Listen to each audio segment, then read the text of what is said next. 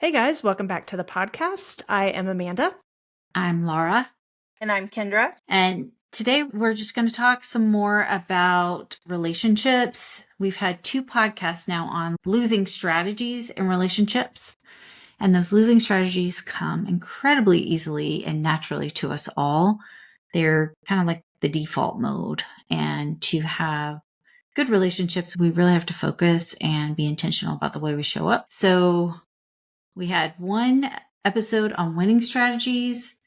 And we're going to have another one now to give you some more ideas. It's so easy to hear about what not to do and be like, oh, yeah, okay, of course I'm not going to do that. But not knowing what to do often presents a problem, especially for those of us who are used to see one, do one, teach one. So it's like if we're putting in a central line, whatever you do, don't drop the lung. Okay, but that's not telling me how to do the procedure. So we want to see how to do it, especially for those of us who were raised in homes that did not have healthy relationships modeled. And most of us didn't come up in homes that had people who knew how to treat each other in a relational way. So here are a few more winning strategies that we can apply to make life better for us and for all the people we are in relationship with. Okay, so strategy 1 is radical self-acceptance. And once again, we're talking about these strategies and giving an example and then how to apply it. So the definition is radical self-acceptance means embracing all aspects of oneself, strengths, weaknesses, quirks, and imperfections. And we do this without judgment or the need to hide or overcompensate. Man, what a safe place that would be if we could all be in relationships with all of that. But this involves letting go of the desire for external validation and understanding that self-worth is intrinsic and not dependent on the partner's approval. So here's the scenario. Alex struggles with insecurity about their tendency to overthink and would often seek reassurance from Jamie to feel better. This creates pressure in the relationship as Jamie feels burdened by the need to constantly soothe Alex's doubts.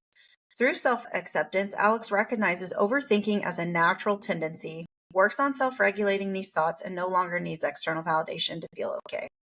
Jamie, in turn, feels less pressure to manage Alex's emotions, and it leads to a more balanced dynamic. So basically, radical self-acceptance fosters authenticity and emotional independence, creating a healthier space for honest connection. It allows both partners to focus on mutual growth rather than compensating for unresolved insecurities. So I this just is add something Mhm. about that.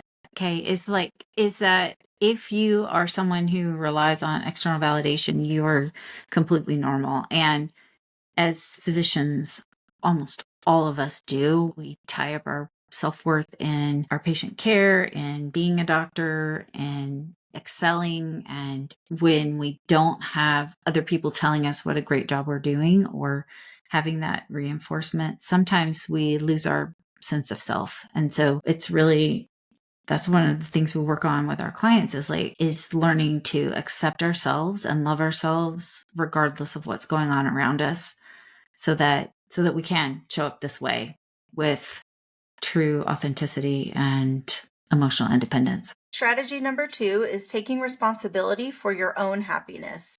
This was a big one for me. Definition is taking responsibility for your own happiness involves understanding that fulfillment and joy comes from within, not from external sources, including your partner. It requires actively pursuing your passions, interests, and self-care to create a rich inner life rather than relying on a partner to meet all emotional needs. So here's the scenario. Jamie used to rely heavily on Alex to create excitement in their social life, feeling frustrated when Alex didn't meet their expectations. After reflecting on this dynamic, Jamie decided to join a weekly hiking group. This new activity brought Jamie personal satisfaction and reduced the burden on Alex to constantly provide entertainment, restoring balance in the relationship. So, by taking ownership of their happiness, individuals reduce the pressure on their partners to be the sole source of fulfillment, which leads to a partnership rooted in shared joy rather than dependency and allowing both individuals to thrive.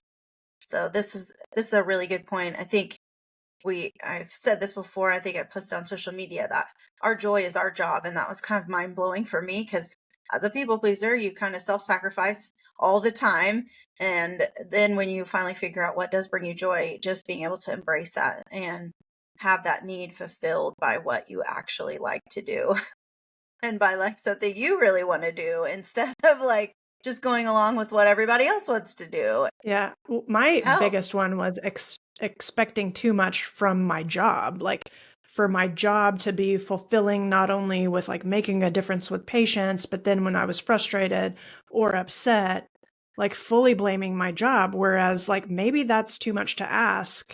I'm sure the garbage dude isn't like rolling out of bed like super excited every day, but I had full expectations that I would be 100% fulfilled by my work, which it is fulfilling, but I also think I had some unrealistic expectations of it as well. And there's nothing wrong with me doing things outside of work to spark a light, that's on me, that I'm sitting around ruminating and feeling miserable about something completely out of my control. Why don't I go have fun? I've got an idea. Right. Yeah. Let's not Yeah. keep talking about it and go do something. Yeah. So I mean, and I think we all do this. Like, if we're unhappy, we're like looking for who or what to blame. And what I've realized, the first thing I need to do if I feel unhappy is to look inside and what am I doing that is not, not aligning with my values? How am I being a way that I don't respect? Or how am I not providing for my own needs or doing things that help me feel happy? Right. And then address those first. And I don't want to sound gaslighty. There's tons of Oh things no. in medicine that need to be addressed. It's just there was nothing stopping me from taking a vacation or doing something else to spark joy in myself. I just wasn't. So, Right. Right. Or just like go get a different career. Like if it's, yeah, you can. if you hate it that bad and there's nothing going to change. I mean, I do think there are some situations in medicine right now that maybe that's it. If you've hated medicine the entire time you've been in your career and it's only getting worse, then yeah.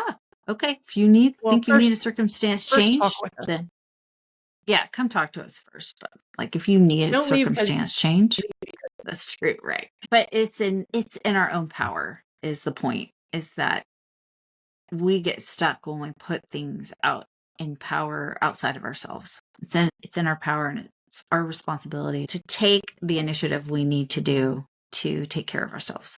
I will say too, I'll just put a plug on the show notes, scroll down, and we do a free session with a physician coach. So like if this is like triggering or like you don't understand, maybe we don't understand, book a session with us and we'll see like if it is something that you could take back some ownership with, or if this is a complete lost cause. Like we can help get some clarity on that too. Yeah. And I think I would have been triggered by this because I also believe the lie Yeah, that I me. have choice. Like I would have been fighting back like I don't have a choice. I'm the only one taking care of the kids and cooking and laundering and blah blah blah blah, right? And so I would have definitely deflected and then like believed the lie that I had no Yeah. choice. Actually, I have a choice. I choose to spend my time doing that stuff and now I choose a little bit different. I allocate my time to doing something fun. Pickleball and going out, like getting a massage or getting my nails done or something to like get me in the right headspace or just taking a nap or just whatever. But it is now become a priority. I choose to put my mental, emotional, physical, spiritual health as a priority now. Where I felt like all this self-sacrifice and Yeah. doing all the I things for think all the people, like we're going to win me some kind of badge, cookies, I don't know, trophy. Yeah. Right. Yeah. I Yeah. just say that because I feel like all three of us would have been wildly triggered by that Oh yeah. Yeah. statement I that would we have been just like, said. how dare Like you? we've How been dare you suggest that this is in any way in my control? How absolutely. dare you? Yeah. I absolutely would have been that way. Passion. And it's like, of course. And, we have Yeah. different levels of choice available to us. There is choice. You don't have to go to work anymore if you don't want to. True. You don't even have to raise your kids. I mean, there are people that No. have gone to jail for stumping their kids off. That's an option, but you probably don't actually want that, even though you're like, I've got to. There's a lot of things you don't have to do. You don't even have to pay taxes. You can also enjoy a prison stint and not pay your taxes. But so you actually do want to pay your taxes as opposed or to move to a country that doesn't have taxes. There are a few of those left. So you have choices. Okay. So, number 3 is practicing empathy and compassion. So, sounds pretty straightforward, but it means intentionally understanding and considering a partner's feelings. This is that understanding part that we've talked about in the previous podcast, whereas outcome isn't as important as an understanding. I know that's difficult. Just kind of let that sink in. I know. Just go with it. So you're considering your partner's feelings, needs, and perspectives, especially in moments of conflict. And so this is what we're talking about. Instead of jumping to conclusions or responding with criticism, it involves stepping into their shoes and approaching disagreements with care and patience. So it's just like that kind of famous like visual of the person that's down in the hole, and like sympathy is like looking over the edge and being like, gosh, I see you're down the hole, I'm sorry for you. Empathy is like climbing down in there, putting your arm around and being like, well, I'm going to sit down in this hole with you and we're going to do this together, or I'm going to be available to you, or something like that. So empathy and compassion is taking that extra step and really leaning in to understand what's happening. So the scenario is Alex arrives late for a planned dinner date, leaving Jamie feeling annoyed and unappreciated. Instead of immediately criticizing Alex, Jamie pauses and asks, is everything okay? Alex shares that they had an overwhelming day at work. Jamie listens empathetically, offering support rather than frustration, which transforms a potentially tense situation into a moment of connection. So, compassion and empathy quickly de-escalate conflicts by replacing blame with understanding, and this practice strengthens trust and emotional safety, and over time deepens the bond between partners. So, this is tough. This is not easy, especially if you have a partner that does this on the repeat. So they're not quite understanding what it means to you to like be late or feel like you're always getting put second or third or fourth to whatever they're attending to at the time. And so this does take some intentionality to really not only pause and then ask if everything's okay, but also to really say, take the next step. And we've talked about this in the discussion. I feel disregarded. I feel not as important as everything else in your life. And then state your need. I really need you to call, or I really need to see that you're making an effort to make it a priority most of the time. Like emergencies come up, we understand. But being able to be brave enough to just say, like, I feel second rate. I do not feel like a priority in your life when you're constantly showing up late, or you don't call and you're late, or whatever it is. And then you state what you need. I need you to show up and do whatever you can to show up on time, or whatever it is, or do whatever you can to make date night this week or this month a priority and not cancel again for the second time. Whatever it is, it does take some bravery, but it also makes it about you. You're the one feeling frustrated because you feel like that partner isn't whatever. And sometimes just saying that affects you. Like that piece of communication can really be like, oh, like your partner may not have ever even thought of that, right?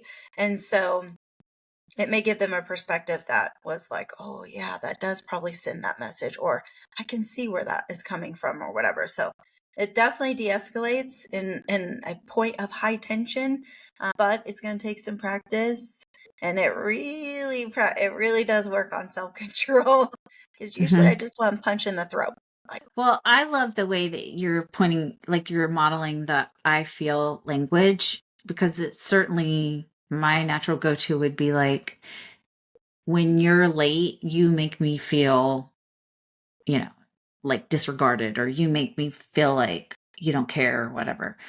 It's more like it's violent communication when you're accusing and blaming someone for that situation, rather than saying, I feel sad when you are late. That is pulling back the responsibility onto ourselves and still expressing what the results of their actions are. So it's subtle, but the outcome of the different communication styles is radically different. So it's worth practicing. For this strategy, though, practicing compassion and empathy, though, it's almost like a practice of trying to understand where they're coming from rather than just expressing where you're coming from too. And that's something that really is an incredible skill to practice metacognition, where you're stepping outside of yourself, to not take things personally, and to try to figure out why they're doing the things that they're doing. Maybe the reason why they're doing the thing that they're doing truly does end up being something that you don't want to hear or know about, or that's not fixable, in which case, then you have to make a decision.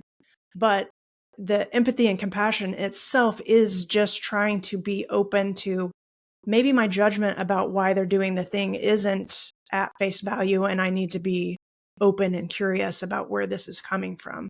And that's a hard thing to do when you're feeling attacked or disregarded or disrespected or whatever. But I've been wrong.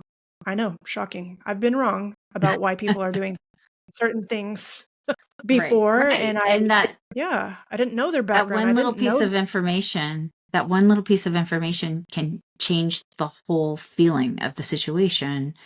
And like, that's where the language is helpful. Like, it seems like, Yeah. it seems like you're having trouble making it on time to our dates. And what I'm making that mean, or the story I'm telling myself, is that you don't care about me.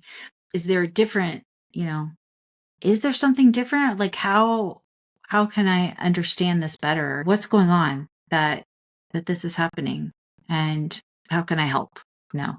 So much safer, like it creates more safety and a more collaborative space than, what's wrong with you? You can't be anywhere on time, I mean, I do like the being open, and you may discover there's a completely great explanation for why things are happening. There may not be a great explanation, but you have to at least be open to finding that out before you Mhm. go to the next steps. All right, so strategy 4 is clear and kind communication. Clear and kind communication involves expressing your thoughts, feelings, and needs directly and respectfully. It avoids passive-aggressive behavior, sarcasm, expecting a partner to read your mind. Dadgummit. Wait, I passive don't like aggressive behavior and sarcasm aren't good for your that. relationships. This is not good news at all.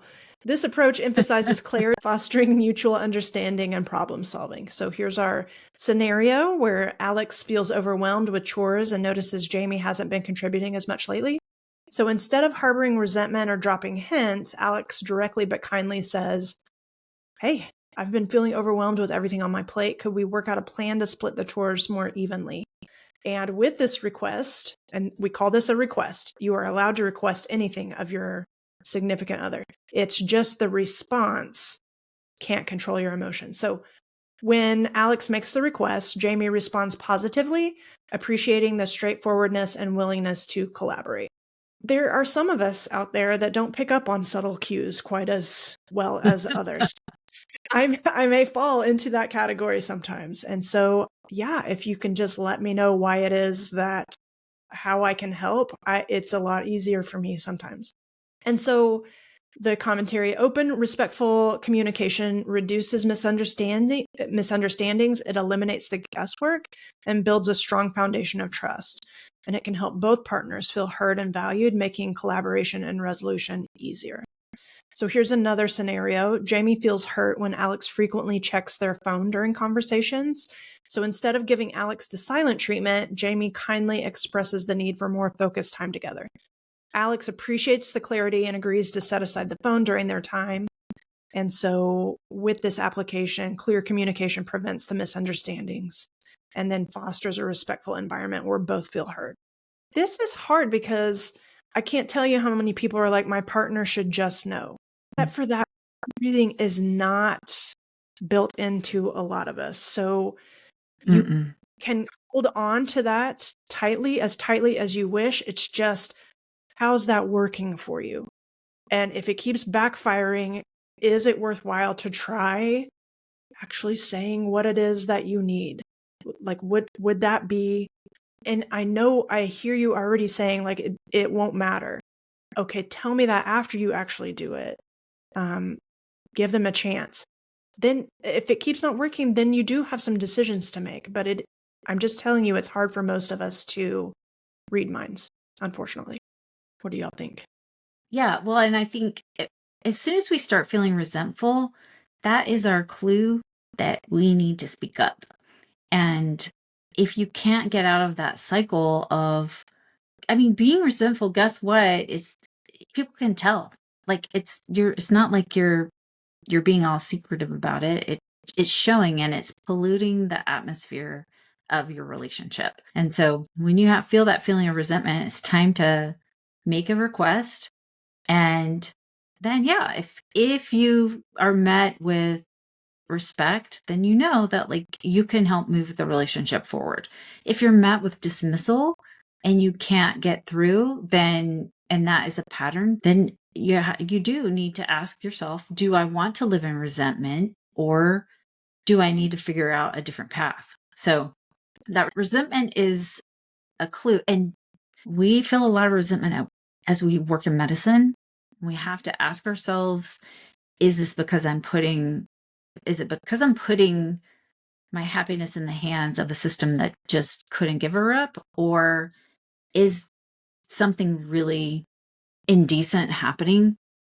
And what am I going to do about it? Am I just going to keep living resentfully? That's like, it's not good for our health, like physical or mental. And the resentment is telling us we need to speak up. I do love Brene Brown's take that resentment, if you just take the person out of it, the person that you're feeling resentful for it, if you take that out of it, all it's telling you is what you want. Maybe you want to rest. Then go rest. Yeah. Maybe you want to not, so then don't do all the things. It is, if you can take the person out of the resentment, all it's telling you is clarifying exactly what you need to make happen for yourself. All right, so number 5 is setting healthy boundaries. This is key. I think this is the secret to the universe. is healthy boundaries. And I just don't think that we get a great example of how to do this growing up. So setting healthy boundaries means clearly understanding and communicating your limits, values, and needs in a relationship or at a job, while respecting your partner's boundaries as well.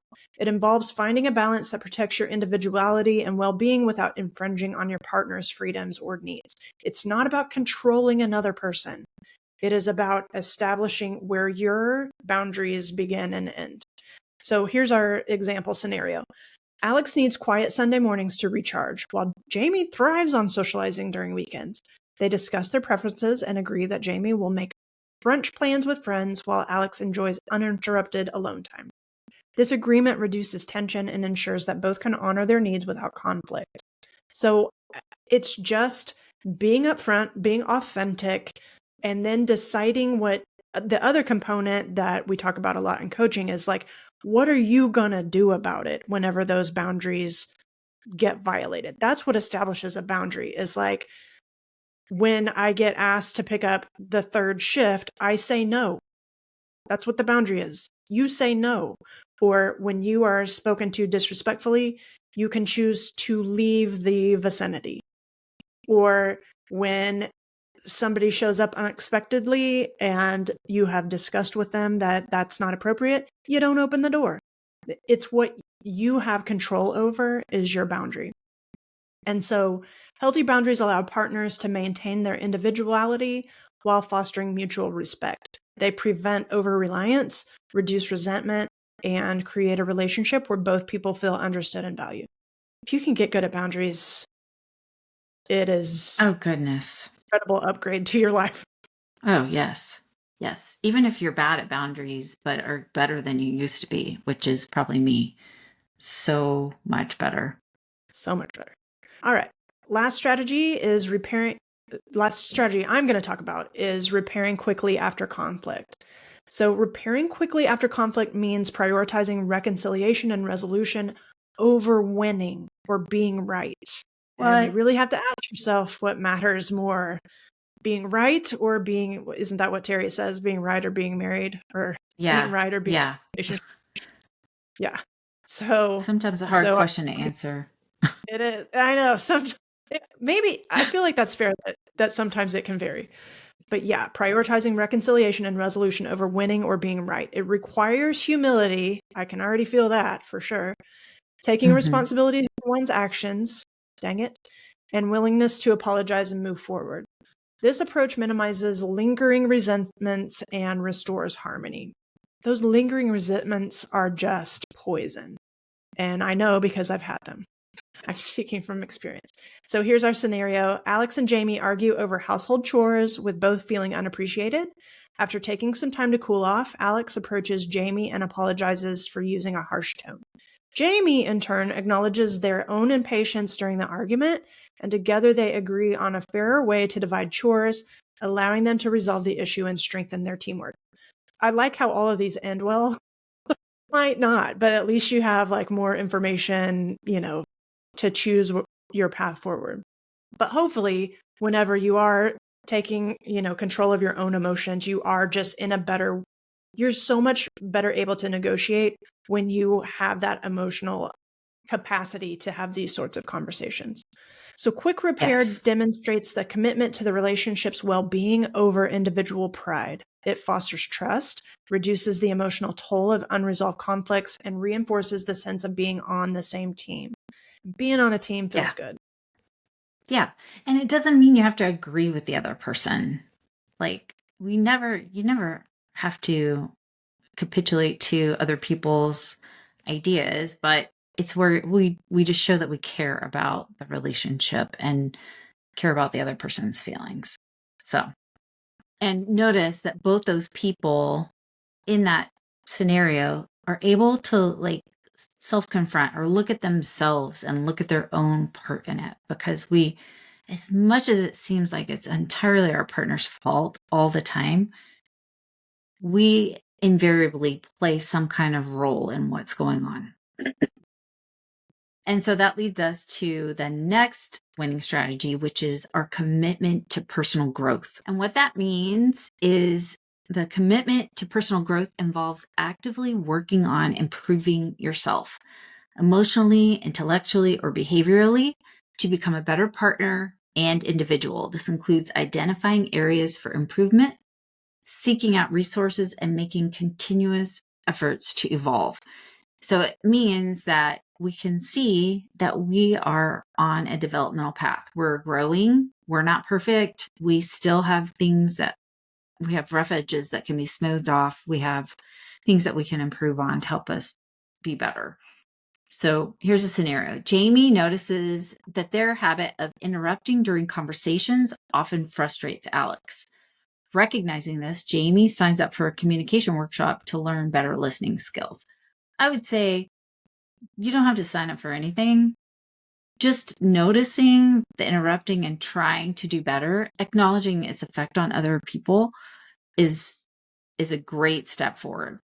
Over time, Jamie's improved communication reduces arguments, and Alex feels more valued and heard, strengthening their trust and connection.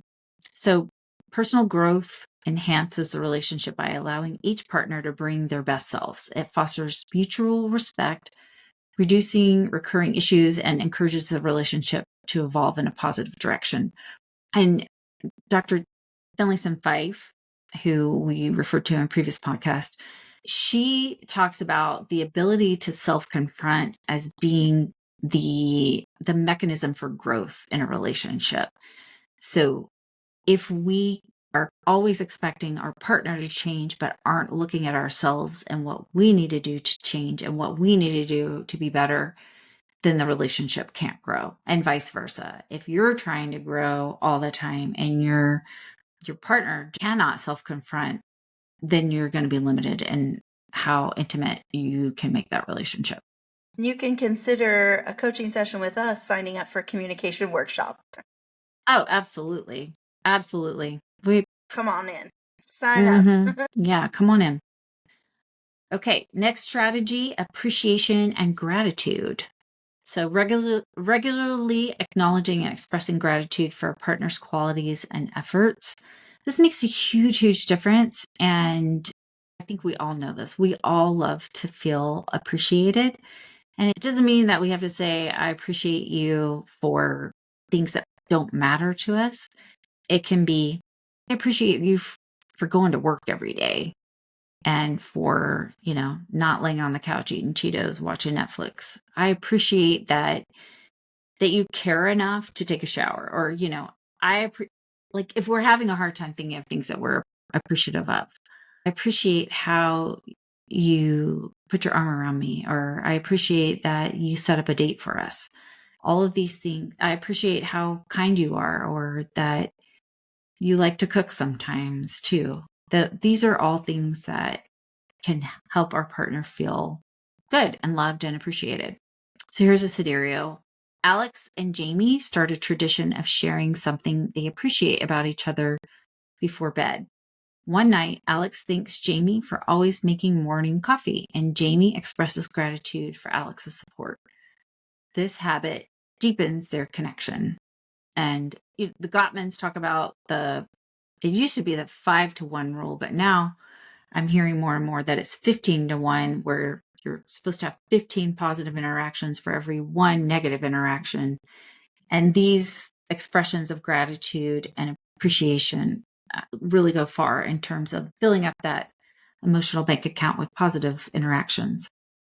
So when we express appreciation, it fosters positivity and prevents a transactional feeling, and highlighting each partner's unique contributions. In a transactional relationship is one where obviously if you do this for me, then I'll do this for you.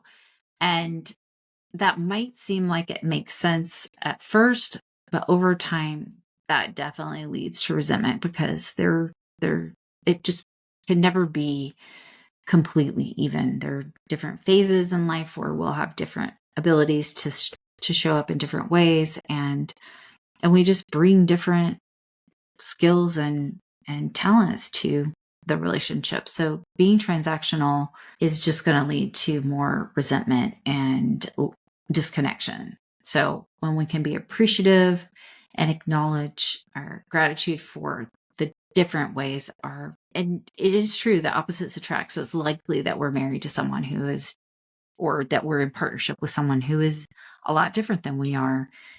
And how does that make our lives better? What are the ways that they do things that help us to live better? So all of those help foster that connection. So each of these winning strategies is one more step that we each can make towards having relational fulfillment, or really intimate relationship where we have joy and a feeling of ease together, and just like loving to be around each other, that we all thought was just part of the deal. Like we thought that was just going to happen, and somehow it's not the natural way things play out for most of us. So what we invite you to do is not to look at how your partner could implement these winning strategies. These are for each of us to reflect on for ourselves. How can we be different and use these winning strategies to help our relationships? And if we feel like they don't help our relationships, they are definitely going to help ourselves. They help us come to decision points and to be better people, so that even if the current relationship isn't viable, we come to the next relationship with those winning strategies. And just as a reminder, relationships are like so many other things in life. They are a journey, and it is a journey of growth, hopefully. And in a healthy relationship, both people are growing together and becoming better people, and learning to understand each other more, and learning to be more relational, kinder, more impact over time. And we're not going to be perfect at, we certainly aren't perfect at it naturally. And even over time, we'll still mess up. These are just some tools that we can use to help move the needle in the right direction. Yep. And keep in mind that we're bringing all this forward. We all have gone through classes and certified coaching and all the things. So we have done the work to lay the foundation. And so it is a little bit easier to talk about now that we're on this side of the education and doing the work, not only on ourselves, but also getting it to where it's comfortable talking about this. It's going to be a little dicey at first, but just take it with a grain of salt. Just listen, just kind of find one or two things. This is not meant to just embrace all 25 of these things we've talked about and go for it, because it will be overwhelming and you'll feel a bit defeated. So take it with a grain of salt. There's, very small changes that you can make on the daily, and over time you will find that then you can build on that, and definitely it makes a difference. And you'll be 2 or 3 weeks down the road and look back and be like, wow, there's just some things that have happened over these last few weeks, very small subtle changes, like saying one thing you're thankful for to your partner before bed.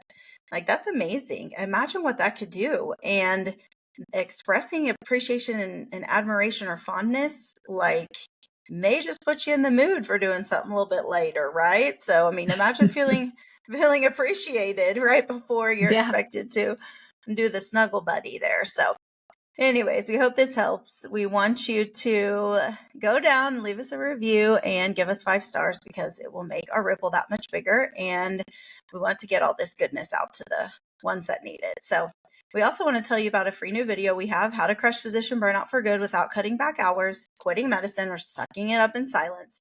So scroll down in the show notes and click the link and check it out today.